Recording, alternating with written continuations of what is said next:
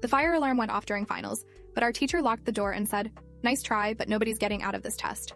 I was halfway through question 17 on my AP chemistry final when the fire alarm started shrieking.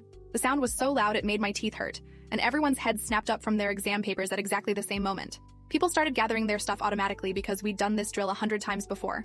The protocol was simple. Leave everything except your phone and wallet, line up at the door, walk to the designated assembly area outside.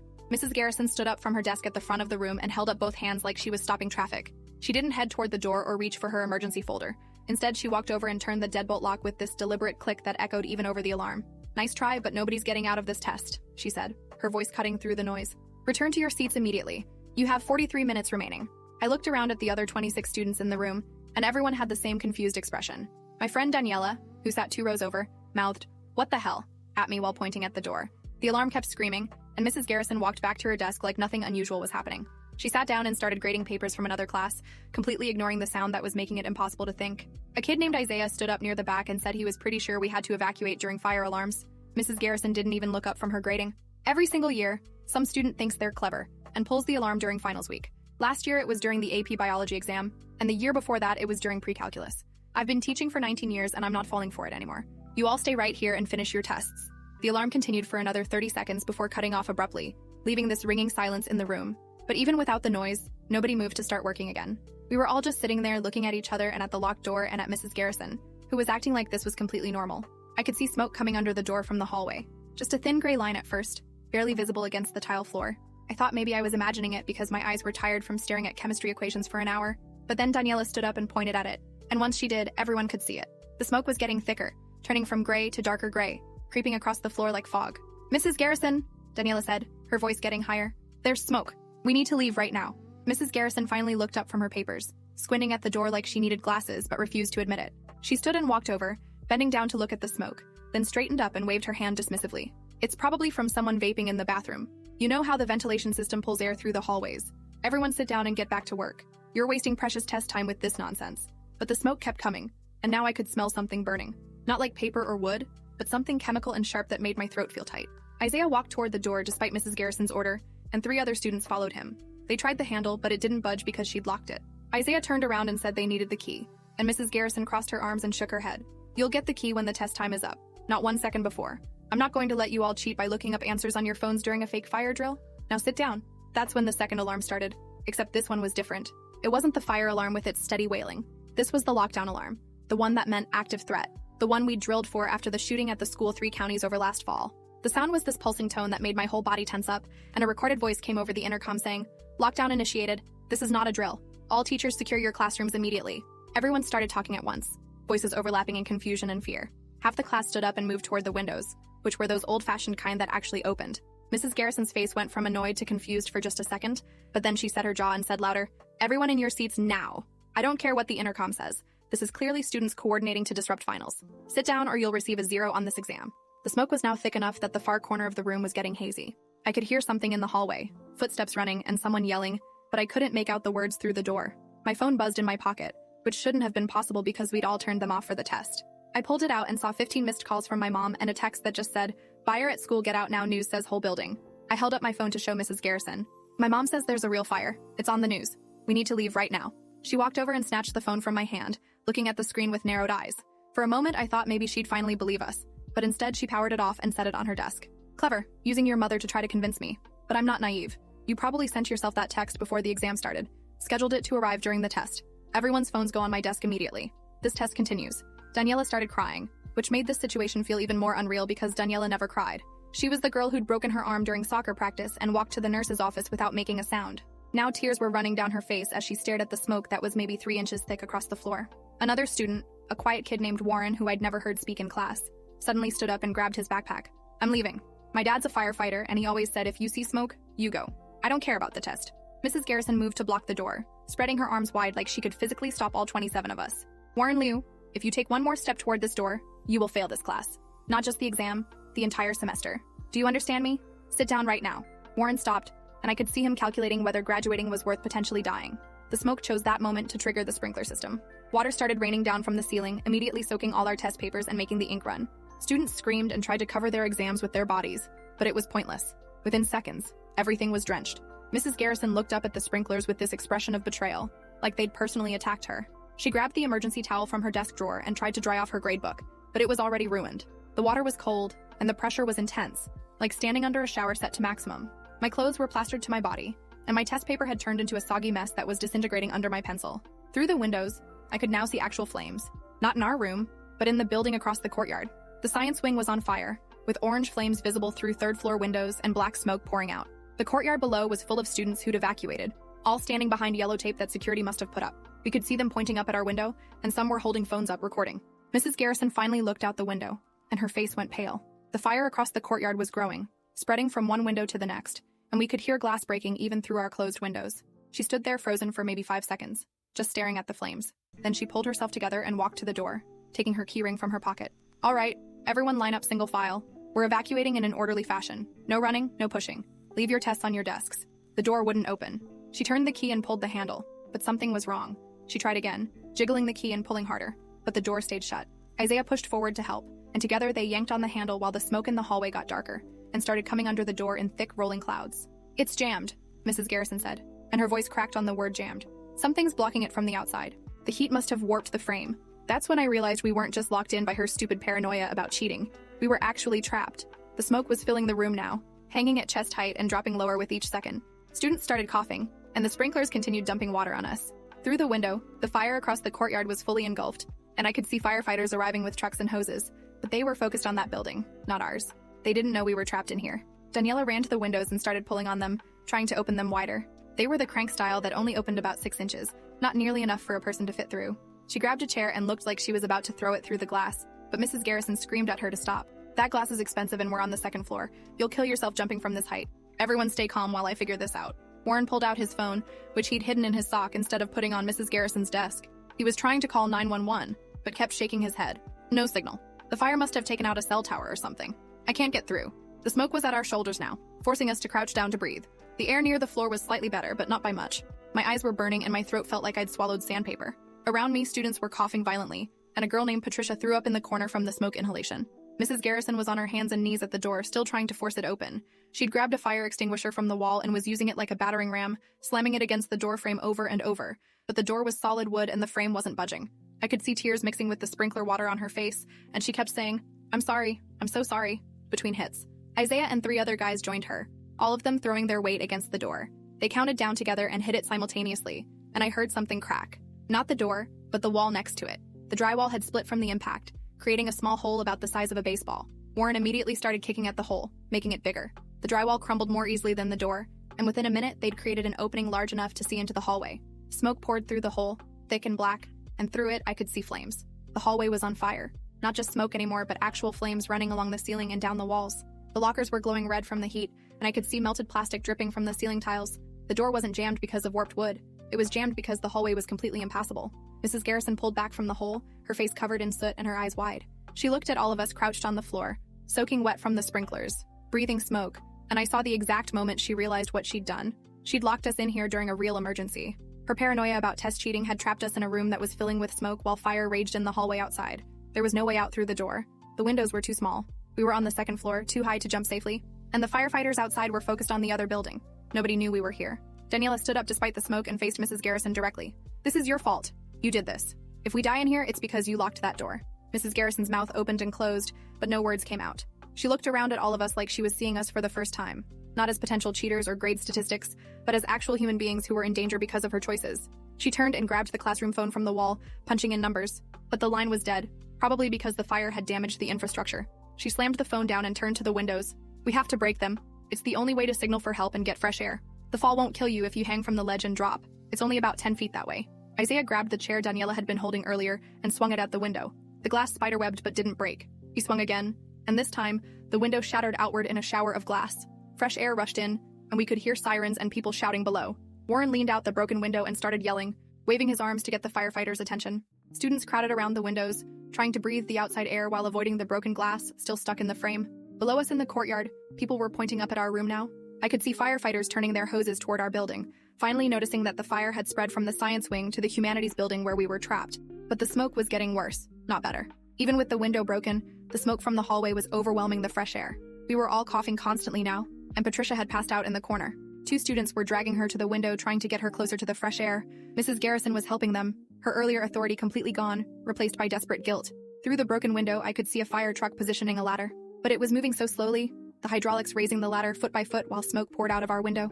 The firefighters were shouting something through megaphones, but I couldn't understand them over the sound of the fire and the sprinklers and everyone coughing and crying.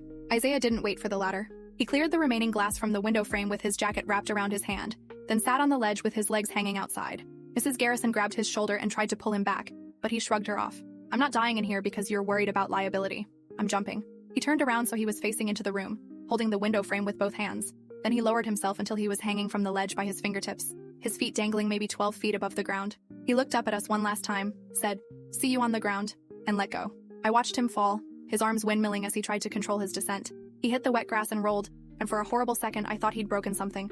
But then he stood up, limping but upright, and gave us a thumbs up before security guards rushed over to pull him away from the building. That broke the dam. 3 more students immediately lined up at the window, preparing to follow Isaiah's lead. Mrs. Garrison tried to stop them, grabbing arms and saying the ladder was almost here, but they ignored her. One after another, they dropped from the window, some landing better than others. A girl named Keisha landed hard on her ankle and had to be carried away by 2 firefighters. Warren made it down without injury and immediately started helping the firefighters position their ladder toward our window. The ladder finally reached our window after 7 students had already jumped. A firefighter in full gear climbed up and poked his head through the broken frame, his breathing apparatus making him look alien. He assessed the situation, saw the smoke-filled room and the remaining students, and started barking orders. One at a time onto the ladder. Fastest way down is going to be me carrying the smaller students. Anyone who can climb on their own, go now. Daniela went first, climbing down the ladder with shaking hands while the firefighter stayed at the top to help. Behind her, a steady stream of students descended, some on their own, others being carried by firefighters who climbed up just to bring them down. Patricia was still unconscious, and it took 2 firefighters to get her onto a stretcher and lower her down the ladder. I was near the back of the line, waiting my turn while the smoke got thicker. The sprinklers had finally stopped, probably because the water main had been damaged by the fire. Without the water, the heat in the room was becoming unbearable. The wall that separated us from the burning hallway was hot to the touch, and I could see the paint bubbling. There were 6 of us left in the room when the wall caught fire. Not slowly, but all at once, like someone had flipped a switch. Flames erupted from the drywall, spreading across the classroom ceiling in seconds. The firefighter at the window grabbed the nearest student and literally threw them onto the ladder, then reached for the next person. I was third in line, and I could feel the heat on my back as the fire spread behind me. The ceiling tiles were dripping burning material, and the posters on the walls curled and blackened. Mrs. Garrison was last. She pushed the student in front of me toward the window and shouted at the firefighter to take them first. I was right at the window frame, ready to climb onto the ladder, when I heard her scream. I turned around and saw that her jacket had caught fire from a falling ceiling tile. She was slapping at it, trying to put it out, but the flames were spreading across her back. The firefighter reached past me and grabbed her, pulling her toward the window. But she fought him, trying to push him away because she thought he should save me first. He ignored her protests and dragged her to the window, shoving her onto the ladder where another firefighter was waiting. They descended quickly, leaving me alone in the burning room. The heat was incredible now, like standing inside an oven. My hair felt like it was about to catch fire, and I couldn't see more than a foot in front of me through the smoke. The firefighter appeared back at the window, silhouetted by the light from outside, and reached for me. I grabbed his hand, and he pulled me through the window frame so hard I felt my ribs compress. He turned me around and put me on the ladder, then climbed down behind me with one hand on my back to keep me from falling. The descent took maybe 20 seconds, but it felt like forever. My hands were shaking so badly I could barely hold the rungs, and twice I missed my footing and almost fell before the firefighter caught me. When my feet finally hit the ground, my legs gave out and I collapsed onto the grass. Paramedics were everywhere, putting oxygen masks on students and checking for injuries. I could see Mrs. Garrison being loaded into an ambulance, her jacket still smoking. The burn on her back looked bad, but she was conscious and talking to the paramedics. Around me, students were crying or sitting in shock or calling their parents. The fire had spread through most of the humanities building now, and firefighters had given up on saving the structure. They were just trying to keep it from spreading to other buildings. I watched the window we'd escaped from get swallowed by flames, and the entire 3rd floor collapsed inward with a sound like thunder. If we'd waited even 2 more minutes, none of us would have made it out. Daniela found me sitting on the grass and dropped down next to me, pulling me into a hug. We just sat there shaking and breathing and being alive. Around us, the chaos continued. Fire trucks and ambulances and news crews setting up cameras. A reporter tried to shove a microphone in my face, asking what it was like being trapped in there, but a firefighter physically moved her away before I could answer. My mom arrived 30 minutes later, running across the courtyard and crying so hard she couldn't speak. She just grabbed me and held on, checking me over for injuries like I was 5 years old instead of 17. My dad showed up right behind her, and he was crying too, which I'd never seen before in my entire life. They took me to the hospital even though I said I was fine. The doctors said I had smoke inhalation and needed to stay overnight for observation. They put me in a room with Daniela and Warren, and we just watched the news coverage in silence. The fire had started in a chemistry lab where a student was working on an experiment without supervision. A reaction had gone wrong, causing an explosion that ignited chemicals and quickly spread to the rest of the science wing. The fire department estimated that the flames had spread to the humanities building within 6 minutes of the initial explosion. They showed aerial footage of the damage, and I counted 5 buildings that had been partially or completely destroyed. The death toll was being updated constantly, and every time they added a number, my stomach dropped. The reporter said that 1 teacher and 3 students were still unaccounted for, and I wondered if they'd been in rooms like ours, trapped by circumstances or bad decisions. The next morning, a different reporter did a whole segment about Mrs. Garrison. They'd interviewed students who'd escaped, and the story had gotten out about her locking the door during the fire alarm. The reporter called her reckless and negligent, and showed dramatic reenactments of us trapped in the smoke-filled room. But they also interviewed Isaiah, who said that despite her terrible judgment, she'd ultimately tried to save us at the end and had gotten burned doing it. The news played footage of her being loaded into the ambulance, and I could see the guilty expression on her face even through the smoke and chaos. The internet had already decided she was a villain. There were hashtags calling for her teaching license to be revoked, and someone had started a petition to press criminal charges. Parents were giving interviews saying she should go to prison for endangering students, but none of them had been there in that room, hadn't seen her face when she realized what she'd done, hadn't watched her push students out the window before herself even as the fire caught her jacket. My mom wanted me to give an interview, to tell my side of the story, but I couldn't. What would I even say? That Mrs. Garrison made a horrible choice that almost killed us, but that she wasn't actually a monster? That she'd spent 19 years teaching and this one mistake was going to define her entire career? That I was angry at her but also felt bad for her? None of that fit into a neat soundbite that would satisfy the internet's hunger for villains. The school was closed for the rest of the semester while they investigated and assessed the damage. We all had to take our finals remotely from home, which felt absurdly anticlimactic after everything that happened. I sat at my desk in my bedroom, taking the chemistry final on my laptop, and kept thinking about the original test paper disintegrating under the sprinklers. I got a B on the makeup exam, which was better than I deserved given that I couldn't focus on any of the questions. 3 students died in the fire, 2 in the chemistry lab where it started, killed instantly by the explosion. 1 more in a bathroom on the 3rd floor of the science wing, overcome by smoke before firefighters could reach them. Mrs. Garrison's door-locking decision hadn't killed anyone directly, but it had put 27 students in serious danger, and several of us had injuries from the smoke or from jumping out the window. The district placed her on administrative leave pending an investigation. Her teaching license was suspended, and there were discussions about pressing criminal charges, though the district attorney said that would be difficult to prove, given that she eventually tried to help us escape. I saw her one more time before the end of the school year. She was at the grocery store with her arm in a sling from the burns, looking at tomatoes like they contained the answers to the universe. She saw me at the same moment I saw her, and we both froze. For a long moment, we just stared at each other across the produce section. Then she walked over, moving slowly, like she was approaching a dangerous animal. "I'm sorry," she said, and her voice was hoarse, probably from smoke damage. "I know that's not enough, and nothing I can say will make it better. But I need you to know I'm sorry, and I think about what I did every single day." I didn't know what to say back. Part of me wanted to scream at her, to tell her that she'd traumatized 27 teenagers because she was paranoid about test cheating. But looking at her standing there with her burns and her sling and her obvious guilt, I couldn't find the anger anymore. I just felt tired. "Okay," I said finally. "I believe you're sorry. But that doesn't change what happened." She nodded like she'd expected that answer, maybe even hoped for it because it would be easier than forgiveness. We stood there for another awkward moment before she turned and walked away, leaving her shopping cart behind. I never saw her again after that. The school district didn't renew her contract, which was their way of firing her without actually firing her. She moved out of town that summer, and I heard from someone that she'd gotten a job in retail, completely leaving teaching behind. The school year ended remotely, and graduation was a strange, subdued ceremony held in a parking lot with everyone wearing masks and maintaining distance. Our class had been planning for 4 years to celebrate together, but instead, we received our diplomas one at a time while our families watched from their cars. The principal gave a speech about resilience and overcoming tragedy, but it felt hollow. We hadn't overcome anything. We'd just survived. Daniela and Warren and I ended up going to the same college, not because we'd planned it, but because we couldn't imagine being separated after what we'd been through. We had an unspoken understanding that nobody else would get what it was like to be trapped in that room, watching the smoke rise while a teacher's paranoia kept us locked inside. We became the kind of friends who didn't need to explain things, who could look at each other during a fire drill and know exactly what the other was thinking. The nightmares started about a month after the fire. I'd dreamed that I was back in that classroom with the smoke rising and the door locked, but in the dreams, the firefighters never came. I'd wake up gasping, my chest tight, convinced I could smell smoke even though my dorm room was perfectly safe. My roommate freshman year was understanding at first, but after the 3rd time I woke him up screaming, he requested a room change. I didn't blame him. I started seeing a therapist at the campus counseling center, a woman named Dr. Nina Reeves, who specialized in trauma. She had me do these exercises where I'd visualize the classroom but change the ending. Imagine myself calmly walking out through an unlocked door. It helped sometimes, but other times the exercises just made me relive everything more vividly. She explained that I had PTSD and that it might take years to fully process what had happened. Years. The idea that I'd be dealing with this for years made me want to give up therapy entirely, but I kept going because the alternative was letting the fire define the rest of my life, and I refused to give it that power. By sophomore year, the nightmares had decreased to maybe once a month instead of every week. I could sit through fire drills without panicking, though I always made sure I was near an exit and knew exactly how to get out. I started taking education classes because I'd decided I wanted to be a teacher, specifically a chemistry teacher. Dr. Reeves said this was my way of reclaiming the narrative, of taking something traumatic and turning it into purpose. Maybe she was right. Or maybe I just wanted to prove that teachers could make better choices than Mrs. Garrison had made. The summer after my junior year, I did a teaching internship at a high school summer program. On my first day, the fire alarm went off during a lab session. It was just a drill, but my body didn't know that. My heart rate spiked and my hands started shaking, and for a moment I couldn't move. But then I looked at the 15 students staring at me, waiting to see what I'd do. I took a breath, unlocked the classroom door, and led them outside in a calm, orderly line. We stood in the parking lot until the all clear was given, and none of those students knew that I'd just overcome something huge. But I knew, and that was enough. I graduated with my teaching degree and got hired at a school district 2 states away from where I grew up. Far enough that nobody knew my history, unless I chose